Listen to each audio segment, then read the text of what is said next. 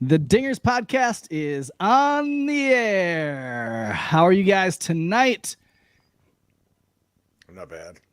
That was pretty soft start there, Jeffrey. I mean, you said how are you guys tonight? And it was like you were gonna say something else. Yeah, I did though.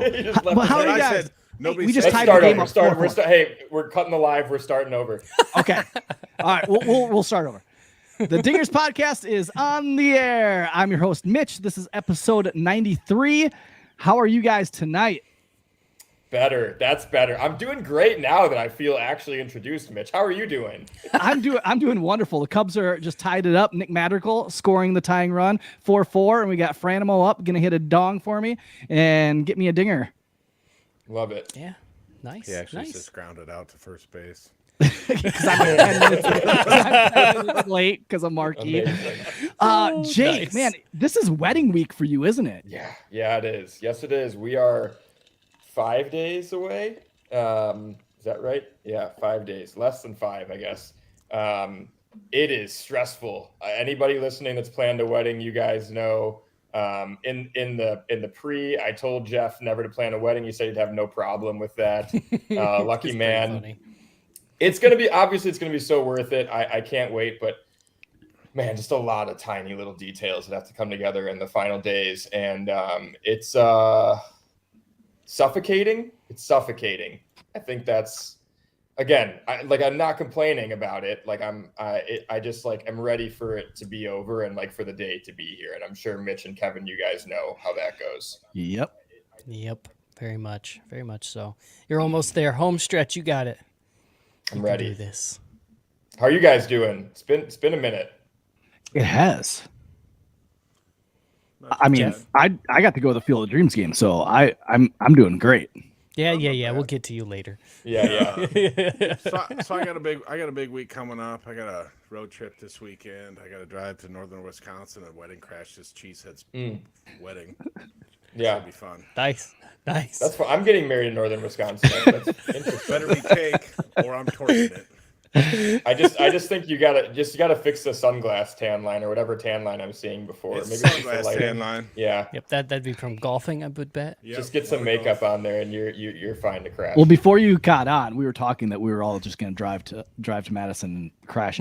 So, Oh, you can drive to Madison. We won't be here. where are you No, guys? that- Door Well, County. now I'm not telling anybody. yeah, no, Door County. right. I remember. Store County. Yeah. Right. Yeah. find Oh it. man, that is a long. You don't think I drive, can't though. smell cake? We're doing. I think I've told you guys this. We're doing Portillo's chocolate cake, so you guys don't have to drive to Door County just on my behalf to get Portillo's chocolate cake. Oh, that's true. Jeff, you got a haircut though. You got it covered up with the ball cap. Does Yeah, these I guys did get like it, weekly haircuts? I feel like every week. Jeffrey it's, Jeff, does. you He's got a high haircut. maintenance, It's super every- high maintenance. Every 2 weeks. So this weekend I got my regular cut from place in Des Moines. Yep, no free ads. Yep. 2 weeks. My high school classmate touches up the sides and the back. Keep it high and tight, just right.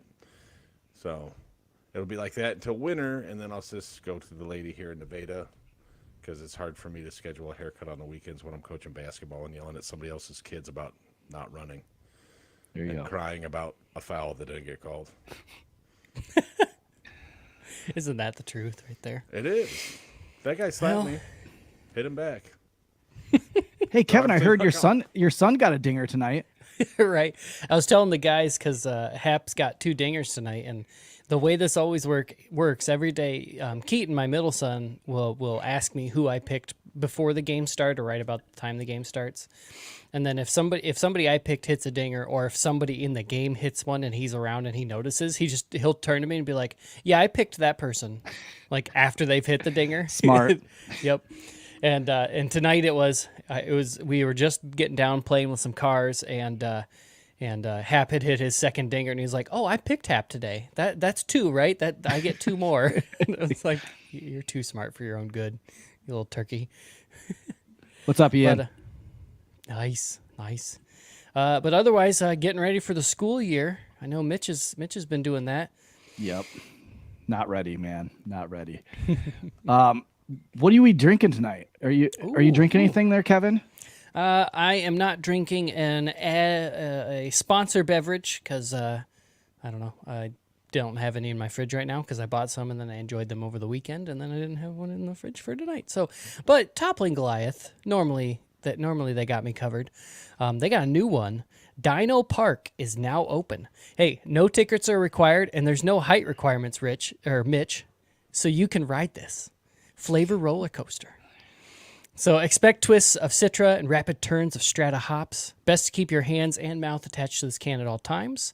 It's a thriller double IPA collaboration with North Park Beer Company in California.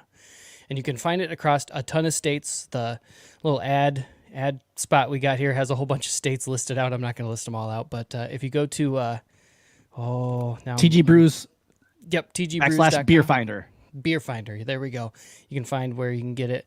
I'm excited to try it out. I love double IPAs. Haven't gone to find this one yet. Should be getting nearby, and I'll be able to enjoy it. Well, we just got off of a pretty crazy week. Cubs played a game in 3 of our home state of Iowa and Dyersville, Iowa, and I was there in attendance. Man, the whole time I was at the game, I wish that you guys were there with me. Like the whole time I was like, this is amazing. This is fun. But like, I didn't get to experience it with somebody that like I was close friends with. So I was like, the whole time I was like, oh, I wish I could like share this moment. Or like, I wish Jake was here to walk with Ian Happ down so he could see that Ian Happ's my best friend. Or I wish that Jake or Jeff was with me while I played catch with Walker Hayes. Yep, country music star. I played catch with him. Just the whole experience of just being there at the old site. Like I was thinking, like, man, Kevin would love to bring his family here and play catch at the old site and everything. So it was like just a cool experience. And the Cubs got the win. So, Mitch, I would have loved to be there. Obviously, super jealous. You did a great job covering it. Great content. Great. We'll get into the big question that you asked everybody. But really great job, man. I'm most excited for you that you finally know what it feels like to have a best friend. Congratulations, dude. I like hitting it off with Ian Happ and now, 30 some years later, you finally have a best friend. It's well earned. Yeah, it is. I mean, if you folks don't know, Jake captions himself as the captain of the Ian Happ fan club. The president. The president. And that he is internet friends because Ian Happ apparently follows him on Twitter. No, Ian. No. Ian doesn't follow me because he told me he tries to keep his follow count low. He's just liked some of my tweets. So, Yep. Okay. Exactly. However, Mitch did get some quality time chatting with Ian Happ, and he sent us some videos and some stuff about being Ian's best friend, new friend, and stuff like that. And it was kind of funny to watch Jake's reactions. But now wait a minute, though. Wait a minute. In the TikTok, Ian was not asked the question. Was he? He wasn't. I didn't get a chance. Who's best friend with him now? I mean, come on. I didn't get it. We talked other things more personal, and I didn't really want to get that on camera. We got deep dive into off the record stuff. He asked me about marriage questions because I'm married and he's getting married, engaged. Just stuff like that. Deep dive into personal talk. What was really cool, like the whole 3 days was sweet. Like they had the college game on that Tuesday. Wednesday was like the RBI youth baseball game, which was really cool. 2 inner city teams, one from Ohio, one from Chicago that came and played. Really cool. The kids there, they loved being able to experience and see the Field of Dreams, and all their parents were there. Even like walking around through Dyersville that day, and like the parents were so pumped to be there with their kids. So there's that. And then like the whole day of like the actual game day, getting there early, watching the Cubs bus pull in and them getting off, and like the cool thing was like watching them, like we were right there on the field of them coming onto the field for the first time. So you kind of got to see their reaction to the field. And Drew Smiley was the first one on because he was pitching that day. and like went right on the mound, and like you could just see him look out the corn, look there, and just like a big wow, like wow, this is pretty amazing. And everybody else, like David Ross, like when he came on, he like sprinted to center field because he was so like giddy. He's like, I felt like a little kid. I had to run. I had to do something. Like you could just see how excited they all were. And then like as they left to go to the new site, us media could like kind of follow them. And so like I walked, like that's where I got the pictures with Ian. Like I walked with Ian Happ basically the whole way from the new site to the old site, and like Contreras is right there in front of us. I'm walking right side by side, Ian Happ, like, and got to like follow them into the old site or the movie site. Is Wilson Contreras than you? Wilson Contreras isn't that big. Like, there's some of the guys on the curious about, like maybe like 3 or 4 inches, like not like super tall. He's listed at 6'1", but I don't think he's 6'1". I think that would not be just 3 or 4 inches taller than Mitch, too. No. By the way, just to point it out. Yeah. But like it was just, I mean, I walked beside Nick Madrigal, and it was like we were twins. You're eye to eye. Eye to eye with Nick Madrigal. But yeah, it was cool, and got to go around, ask some questions. Had a really good conversation with Justin Steele, and Justin Steele said he's a subscriber to our podcast. Yeah. He just listened to our episode. That got me so jacked up when you told us that. That's awesome. I was like, hey, Justin, do you remember me? I'm the Dingers podcast, Mitch. And he's like, oh yeah. He's like, I just listened to your episode last week. And I was like, shut up. He's like, awesome. No, really. He's like, I subscribe. I'm like, I don't know how to take that. Like, that's awesome. Yeah. When he texted that to us, the first thing I thought is, how many players have I talked negatively about, and which ones were they? Well, that's what I was thinking. I was like, wait, that was the episode we had just talked about how he seems to either strike everybody out and not be very efficient, or he's super efficient. And I'm like, yeah, okay, maybe hopefully he took that well. Yeah. I don't think though, like, I think we're pretty fair with our criticism here. Yeah. I think we're pretty fair. I think my name is on a piece of paper in Jason Hayward's pocket. That could be, and Descalso's coming for you. Right. Oh yeah. Yeah. Dirty Dan's definitely listening to the Dingers podcast. He's got some time on his hands. I gotta ask, Mitch, was there anybody that you were I mean, obviously it's intimidating, but was there anybody that you were especially intimidated going up to? The funny thing was, like, none of the players really. Pat Hughes, like, oh yeah, that one, like, I saw him and I was like, oh man, that's Pat Hughes. Like, do I go over? Like, do I not? Like, it's a pivotal point like, in the day. It was like an hour or two before the game. I was like, oh, he might be getting ready. Like, but he is just standing there, and like him and Ron Coomer were talking to somebody else, and I was like, I don't know, like, do I do it? And so, yeah, I went over. Like, that one was one that I was pretty intimidated by. That totally makes sense. I think there's something about Pat Hughes I mean, he's been with the Cubs like 27 years, I think. Mm-hmm. And he's older. He's older than all of us. And I think that, you know, when there's an elder that has some kind of stature, it's kind of like, whoa, he's revered. I mean, he's revered amongst all generations of Cubs fans.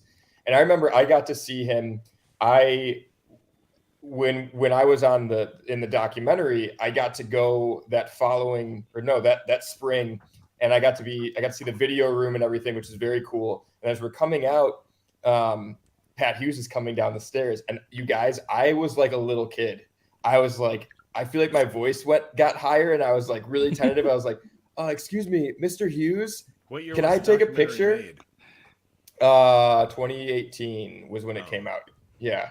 So I was, I mean, it was almost 5 years ago already, You which were a is little nuts, kid. but I was a little compared to now. I've done a lot of growing up over the last 4.5 years, but it was also too, it was like, he just got done broadcasting the game. Like he's been working all day, and he probably just wants to go home. But I got a picture with him, and it's one of my like most treasured Cubs moments for sure. I think but it's like that voice you've heard growing up. Like, yeah, he's like the that, soundtrack of summer. Yeah. Right. Yeah, well, right. that's what I told both him and Ron Coomer when I met him. I was like, you guys are like my voice track of summer, and like you're my voice of like my childhood. Like when I think about like my childhood summers, it's you guys. Like that's the voice I hear. And so Yeah. like I was like, thank you for what you do. And then real. talked to Ron a little bit more than I did Pat, but like Ron Coomer's like, oh yeah, here, give me, here's my phone number. Give me a call. I'd love to be on your podcast sometimes. Like, shut up. Like, this is just awesome. One of the guys I met that was like probably the coolest was Miguel Esperazza. He does the Spanish play-by-play for the Cubs. Like I talked to him probably the most out of anybody there that whole time. Like we hung out a lot. Because he has had one other guy with him. And so like I met him. I was like, oh, I love your calls, and like talked to him. Like, so got to like interact with him. Like just his story was cool. Like his dad is the first of his family to come to America. He brought Miguel to the Field of Dreams when he was 12 years old. And like his dad fell in love with the game of baseball right away when he came to America and brought him. And then now Miguel got to bring his dad back. It was the first time back since he was 12 to the Field of Dreams for this. And it was like, that's an awesome story. He's like, that's what this is all about. Like, and you kind of saw it, like Ken Griffey Jr. and his dad, Ken Griffey Jr. Sr. coming out, like the whole father and son. They really played that up this year with the kids and the father and sons playing catch out in the outfield with them. Having a catch. Or having a catch, playing a catch, we'll get into that. And then you heard John Schmaltz's dad pass away like that day, which is just like crazy. Yeah. The guy that was sitting by up in the press box and he was writing a story while he was there.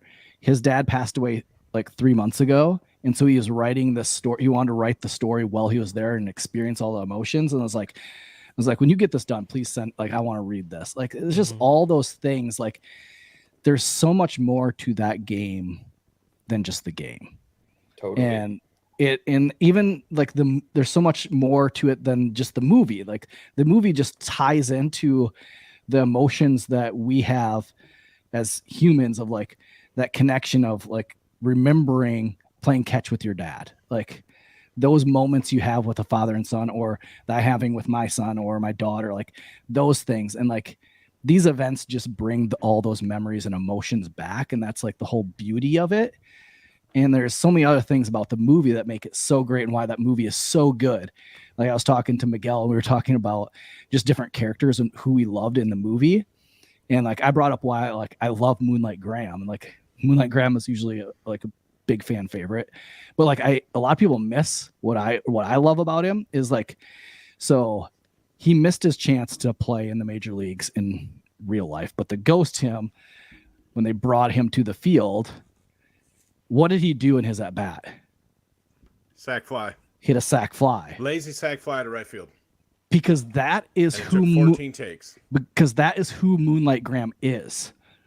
He gives himself up for others. That's why he became a doctor. Like people just miss that. Like that's what happened in the game, but that's like a reflection of who he is in real life, and like those type of things in that movie, and why that movie's like why I love it, why it's so great.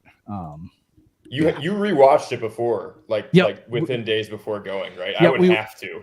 Yeah, me and my family, we all watched it, kids, and like all my kids like enjoyed it. Like they sat there intently watching the whole thing. They had questions and they were into it and enjoyed it. So yeah. Yeah, I mean, it was cool. Like you said, there is something about the Field of Dreams game, and I turned it on. We had trouble figuring out how to stream it at first, and we finally got it on probably in like the 5th-ish inning, and Kim was like intently watching, and she'll sit and watch Cubs games with me, kind of half in, half out on her phone, whatever. She'll walk in, walk out, but the Field of Dreams game, she was locked in. And I think there's something like Fox did a fantastic job of presenting it. And I think it was one of the CHGO crews. It was either Corey and Brennan or the guys that do the pre and post, our buddy Cody over there. I think it was them that was talking about like, they need to make sure that like this, it's good that they've done 2 and they're not doing another Field of Dreams game next year. Like it should be something that they do, once every few years or something like that. So it's really special. And because really the ticket prices.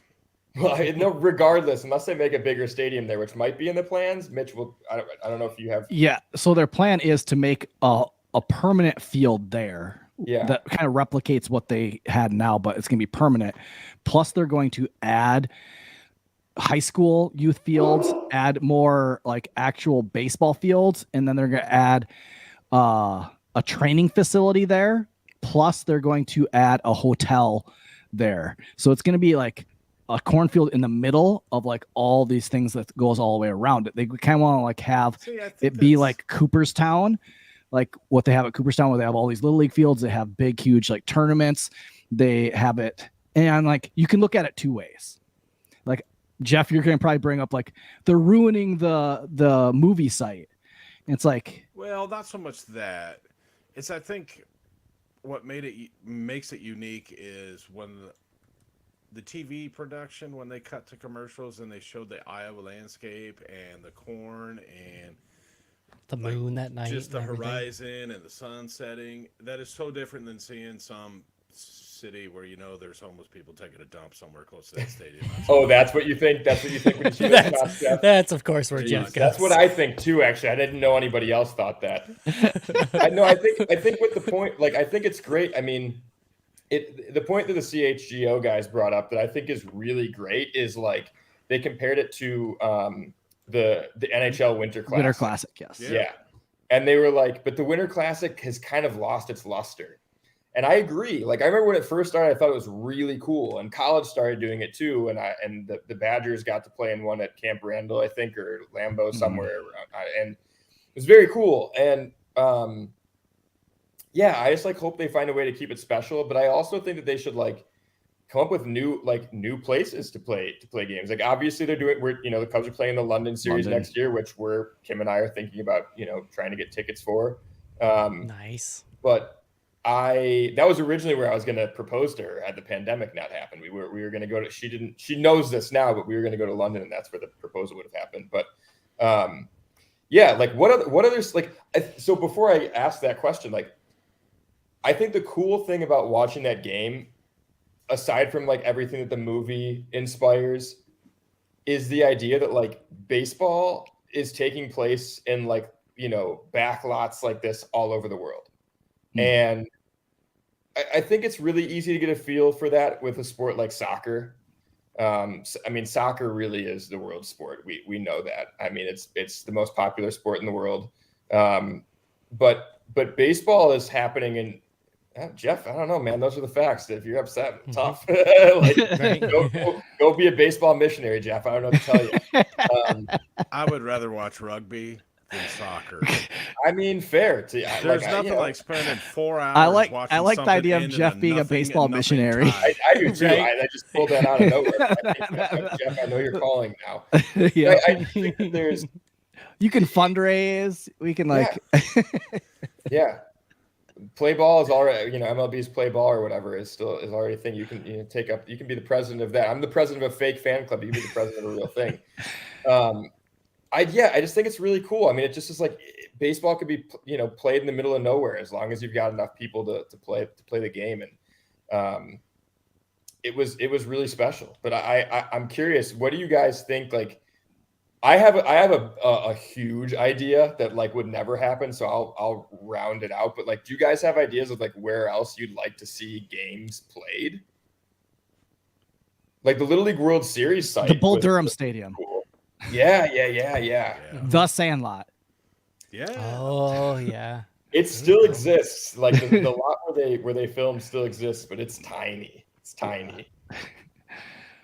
Yeah, I don't know. Like, you have to have like an iconic, like, it doesn't necessarily have to be a movie, but it has to be something like special. A lot of time, like if you were to go back and play where an old baseball stadium site was, like Ebbets Field, but a lot of that, like, you can't do that now because they have new stuff there. It's been industrialized and changed. So like that's where it stinks. But that's where it'd be cool if you could play back at where an old stadium was. I mean, you could turn the Mall of America and play there because the home plate is still if you go to the Mall of America, the home plate where the old Twin Stadium was, the Metrodome, is still there.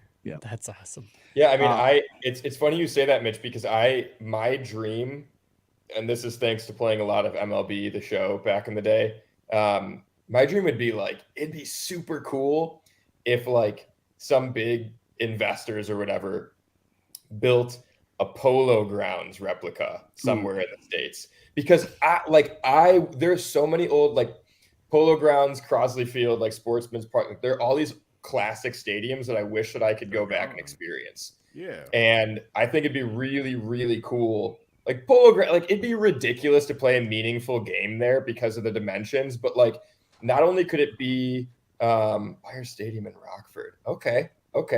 That's what Ian Mann says in the chat. But I think that bring back the history, and then like, you know, something like the Polo Grounds, because of the dimensions, like you could play like football, like a college bowl game could be there. You know, you could have concerts there. Like it'll never happen. If I become a billionaire someday, I'm making it happen. But don't hold your breath on that. But like, let's go back to like what made that game so special. Because I have a little bit different take on it. Like, I would like to see it be a 3-game set. Mm-hmm. So you're having this team come in for one day and then leave, especially the Cubs now. They went from where'd they go? They went from West Coast to East Coast in like a span of 8 days. So they were West Coast, they came, played 1 or 2 games in Chicago, played in Iowa, and then went out. Ohio. Yeah. And so it's like, Then do Washington. if they're going to come and do it, it'd be cool. I mean, it takes away from the 1-game special, like the specialness of it. But if people wanted to attend, because like, I know Kevin, you wanted to ask like, what was the size of the stadium? I think there was the number was 7,883 in attendance or something like that. Okay. Would And that if be you like like a think about double like A stadium or a single, well, if you think of like an Iowa Cubs game, an Iowa Cubs stadium holds 10,000. Regularly, they get about 5,000 to 8,000 attendance. So it's kind of like a minor league game. But if you did a 3-game set, it would allow more people to go and experience it. And I think if you took TV away from it, the people that are there love the experience because they're getting to go to the movie site and then they're coming to the new site. Like, it's just something special, like that you're there. There were so many people that stopped and played catch before they came over. And like, if you did a 3-game set, that allows more people to be able to do that and get to experience those emotions there live in action. And it allows the major league team to actually like stay there. And especially if they're building a hotel, they could have a hotel there where teams could stay for the 3 days. Like, it just probably is a little bit easier on the teams. It's cool for fans to be able to attend and go. I don't know. But maybe that's the plan with the maybe it's part of the plan with the stadium. Maybe you're predicting. I agree with you though. I think why not open it up to more people? But we usually look at it from a media standpoint, like, oh, it needs to be something special on TV. It's like, no, it doesn't. It needs to be something special there for the fans. Yeah. Like, that's, I mean, it's cool for us to watch on TV, but like, but the ratings numbers were also insane too. Yeah, which is great. And so like that is the counterpoint where like, yes, if more people are experiencing it in person, like those are the people who want to experience baseball anyway. Yeah. Like if you're making a television event out of it, like that's how you're growing the sports viewership. If it is like this, like, you know, once a summer or once every few summers thing that they can like market that way, which like I'm just playing devil's advocate. I'd rather do what you're saying, Mitch, but like I also understand from it like a perspective way to grow the sport and its viewership and fandom. Like it does make sense to make it more of like a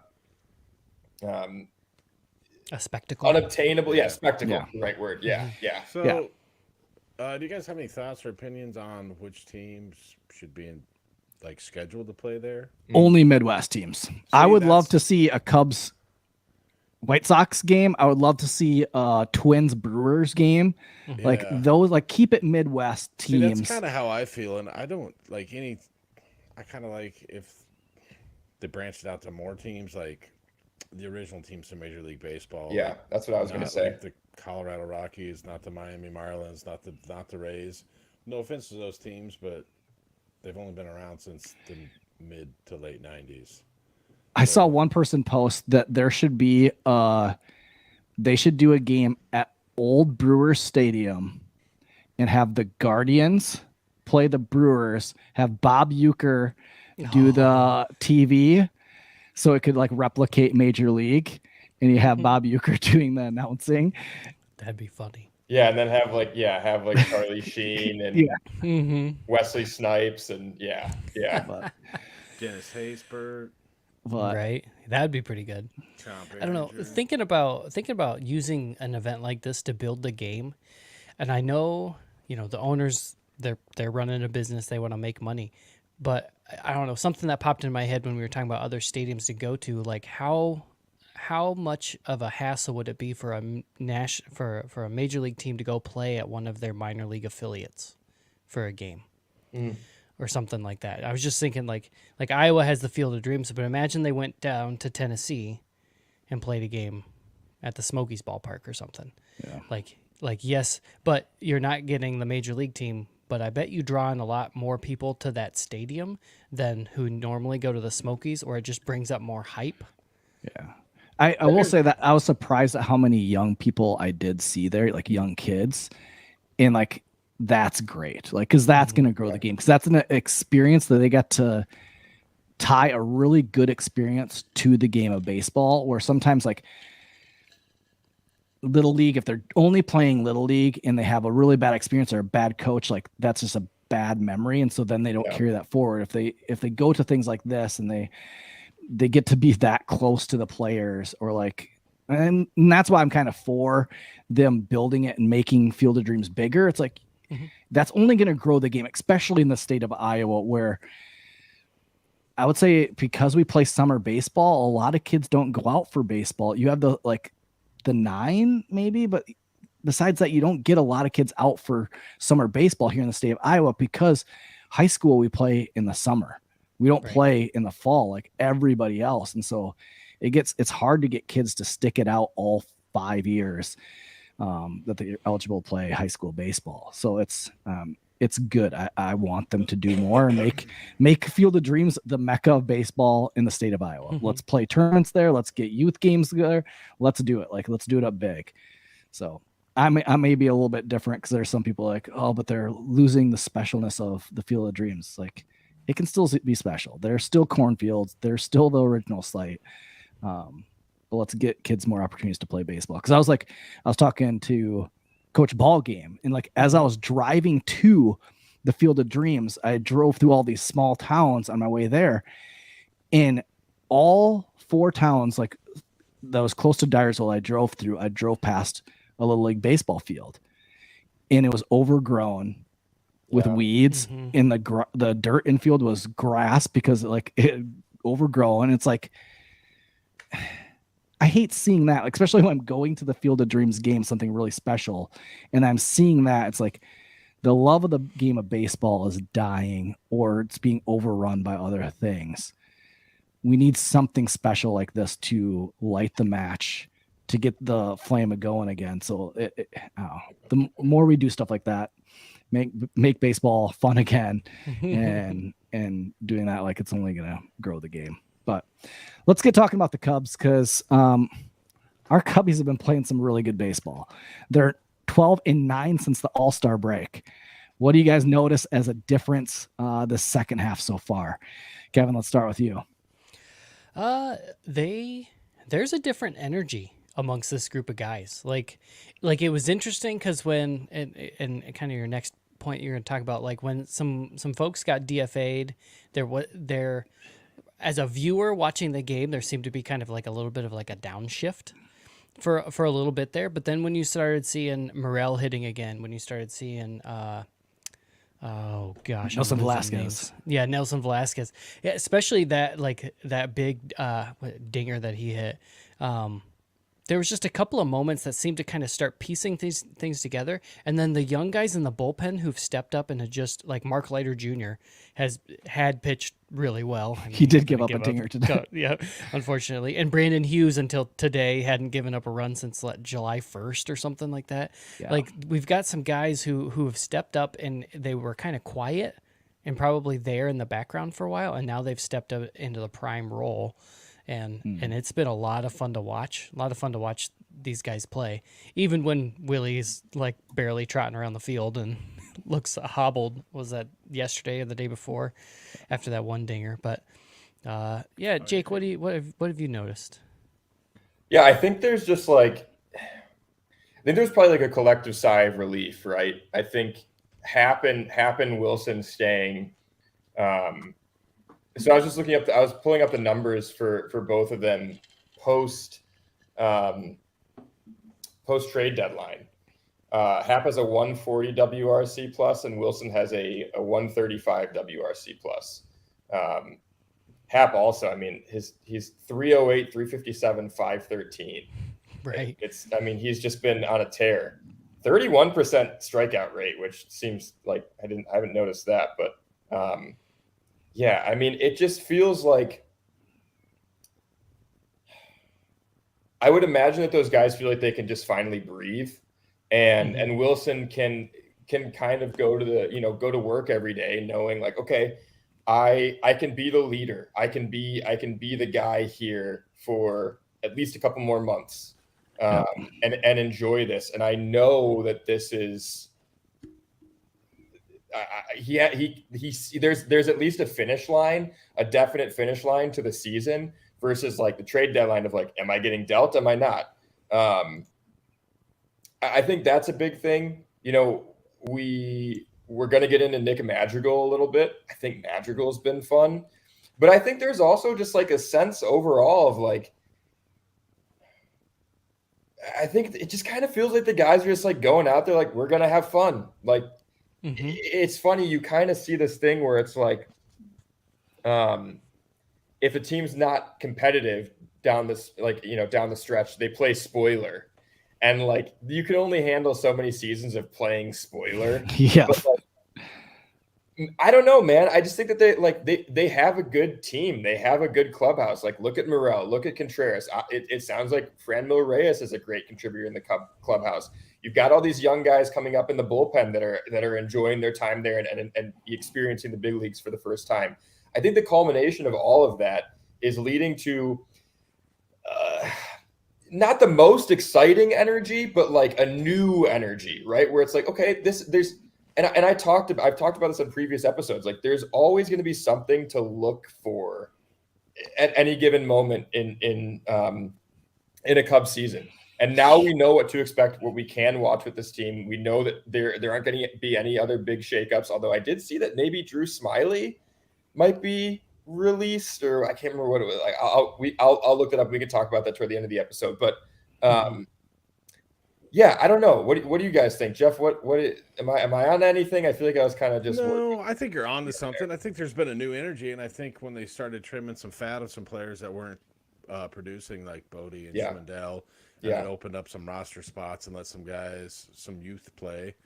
You kind of got a different look to the team, and I'm sure after the trade deadline was passed, and we hung on to Willie and Ian, I'm sure that their mental health changed quite a bit, and they didn't have to worry about a phone call every day. They can just go out and play baseball now.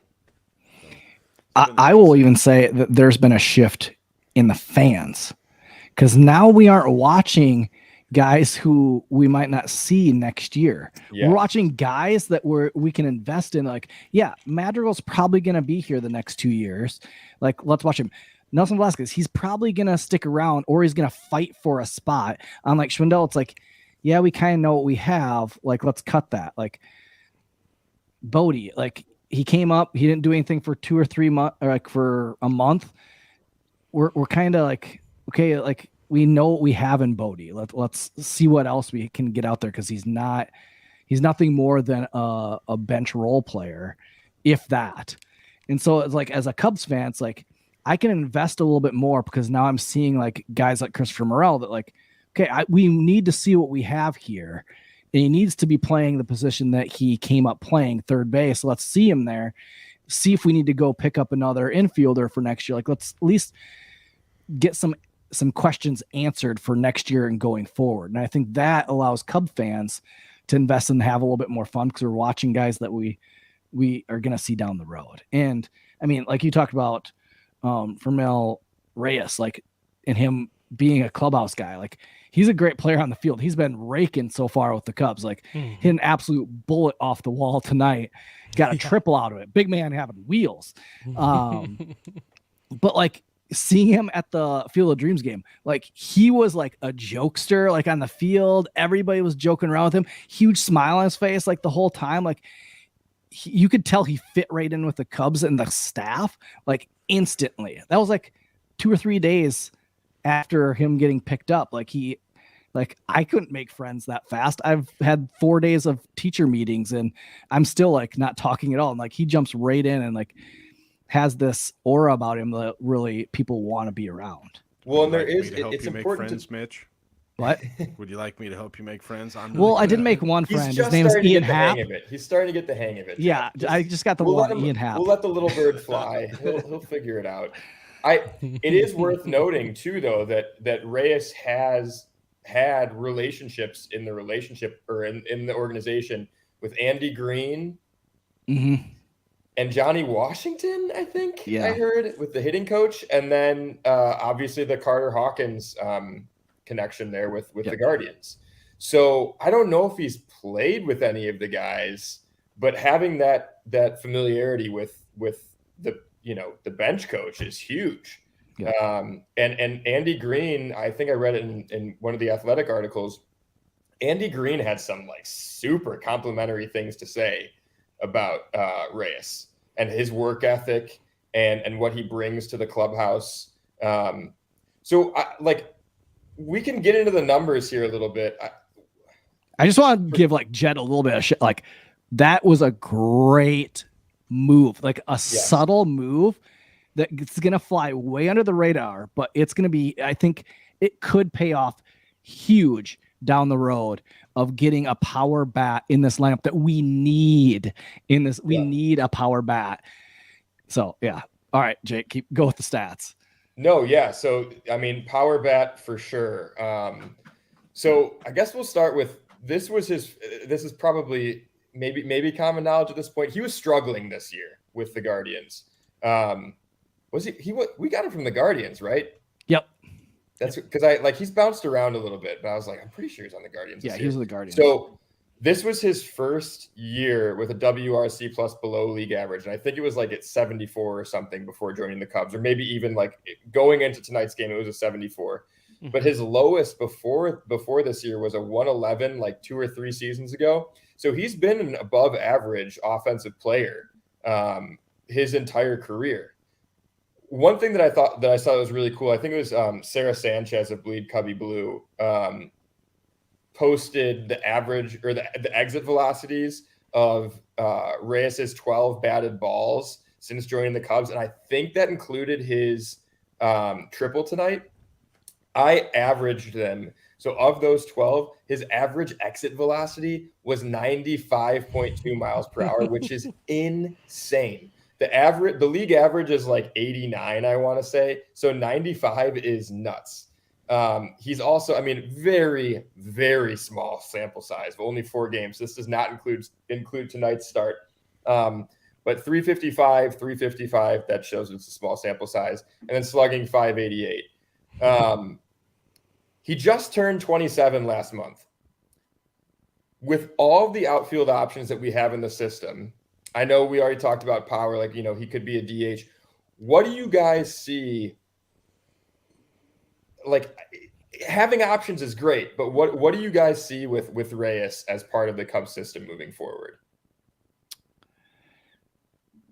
I mean, from looking at what he's done in his past, I mean, he's had in 2019, he had 37 home runs, 81 RBIs.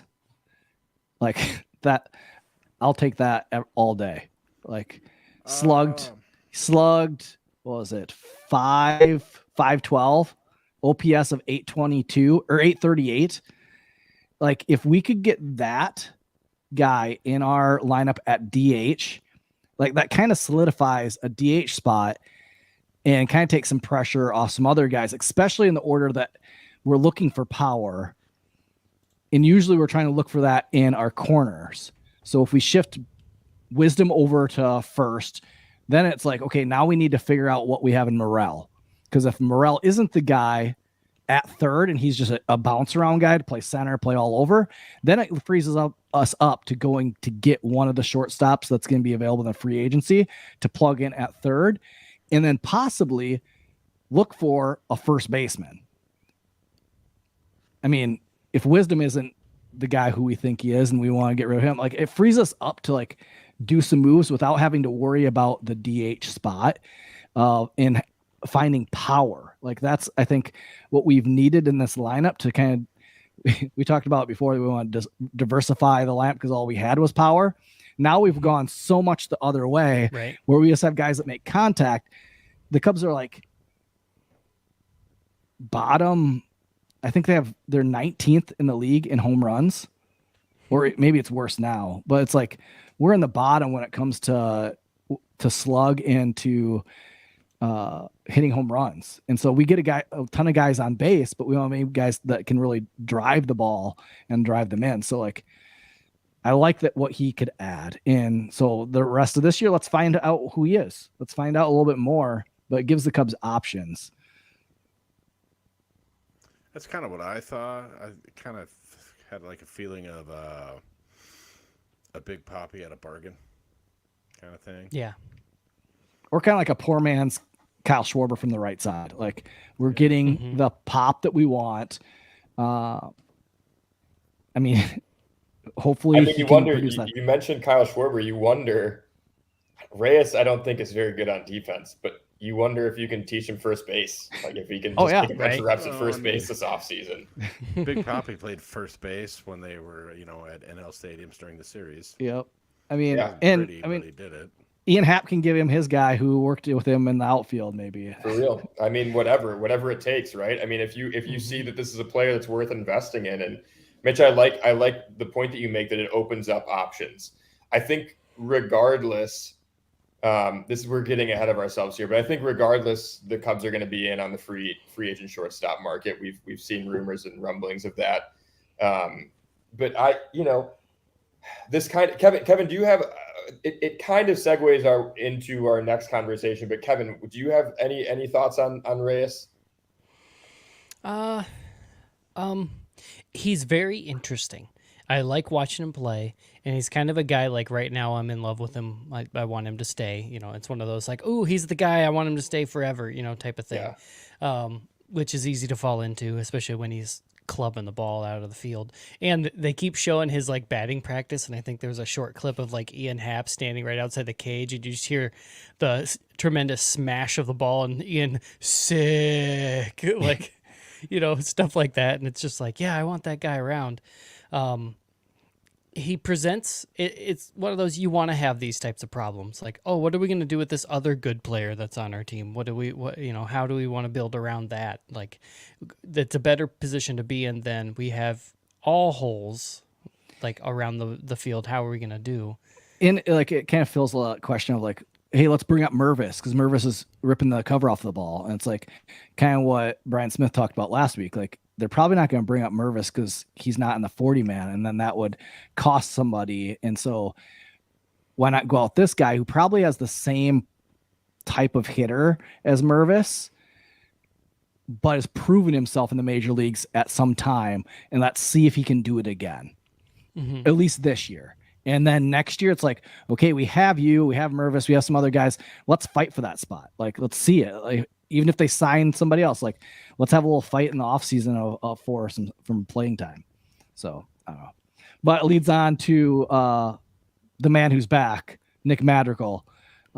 He's a thing, man. Like, he's back, and he's doing way back, baby. He's doing what we expected him to do. Like, every single at bat, he has looked comfortable. He's looked good. Yeah, I see a difference in this Nick Madrigal than the Nick Madrigal at the beginning of the year. So there had to be some things like he did say there was some timing off with his swing of him coming back from injury and not being so sure that he was all the way back, and some just adjustments, which you have to kind of give it to him. Like, we've never had injury like that and had to come back and play professional sports. And he's doing that. And so like, yeah, like, but you obviously are seeing a difference now. He's put together some really good at bats and stealing some bases.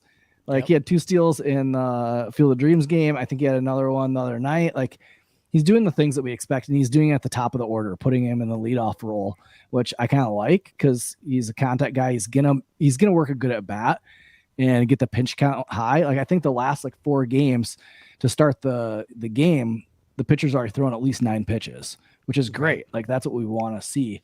And so, I mean, I like what I've seen so far out of Nick Madrigal. And am I ready to like hand the second base job over to him for next year? No, but I am happy that Cubs fans can pump their brakes a little bit on Nick Madrigal and kind of cut him some slack. That he's a good ball player and he could prove to be a very good asset for the Cubs in the future. What are your guys' thoughts so far with Nick Madrigal and him coming back? Yeah, I think. Go ahead, Kevin. It's been a lot of fun to watch. He just steps into that batter's box and he looks like he's on the attack. And Jake, you used to describe it at the beginning of the season where he was just swinging at everything. Again, it was one of those, like, he knew he could make some contact, so he was going after it all.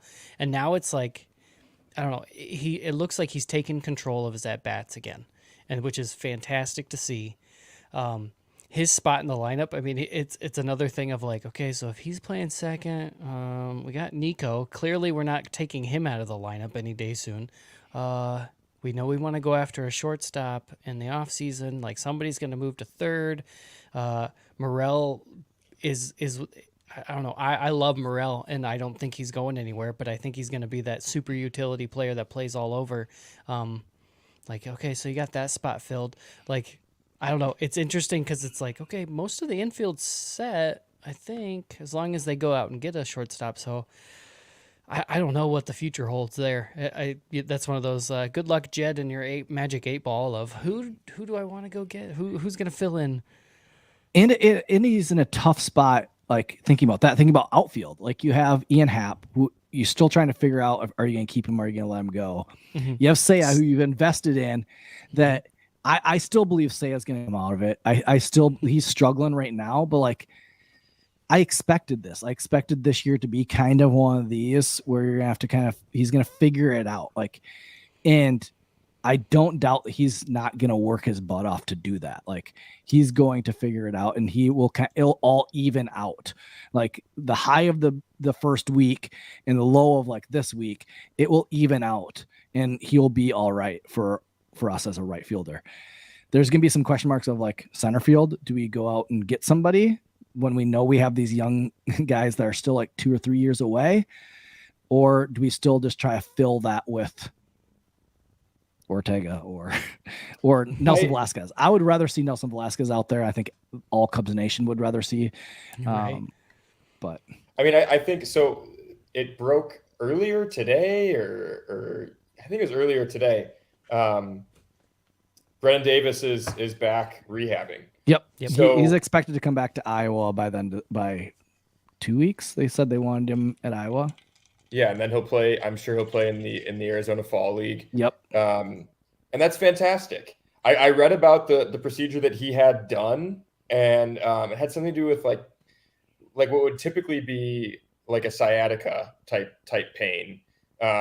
But when they did the surgery, it sounds like it wasn't as bad as they thought as what they thought they were going to find, which is great, obviously, for a guy 22 years old that depends on his back for his living, right? A lot of twisting in baseball. I think what somebody said, like, we've got to bite the bullet defensively and just play Happ in center field so that Velasquez can play a corner outfield position every day. And I think that's kind of a curious point because like you risk messing things up for Hap because he's been playing left field since he locked in toward the end of last season. So like, does that get in his head, or does his defensive, Mitch, you talked about the guy that he trained with in the offseason. Does the defense that looks to have, gotten better this year, just by the eye test, not by any numbers that I'm looking at, does that play in center field again? So you can make it. I don't think we go after a center fielder. Like, I don't think that makes sense. I would say that Velasquez playing in center could help him if he ever did move to left field. I mean, I think Ian Happ playing in center field those years made it easier transition to left. Like center field's hard, like you have a lot of ground to cover, balls tailing and curve, like so. It's only going to make you a better fielder when you move to one of the other spots. So, I mean, so I don't know. I like Velasquez in center, but I do see your point that like he's probably going to be a corner outfielder in the future. So I not move him over there now.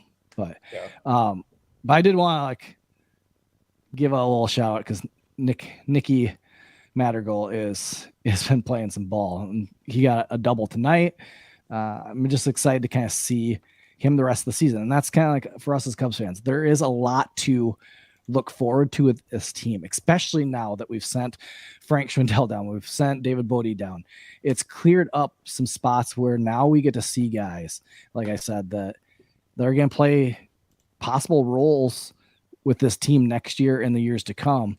And maybe not starting spots, but they like Morel, you could see him play a role where he's going to be bouncing around to different places, or he could be our third baseman of the future. I don't know, but those are great questions and reasons to kind of watch this year, the rest of the season. And even like, while I was at the Field of Dreams game, talking to Cubs fans, like you could even get a sense from them that that's how they kind of felt about this team. The ones that are actually watching all the games and seeing it happen. But let's end there, episode 93, but we do want to give Jake go get him this week, getting married. Early congratulations.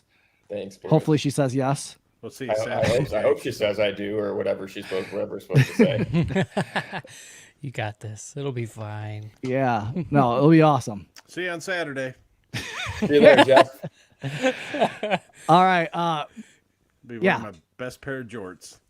I got a single groomsman for you, Jeff. If you're on Twitter, go give Jake a follow and give him congratulations on Saturday. Baseball_Booge. Yeah. On Twitter. So follow us at Dinger Cubs on Twitter. And this is episode 93 of the Dingers podcast. Even your Twitter handle.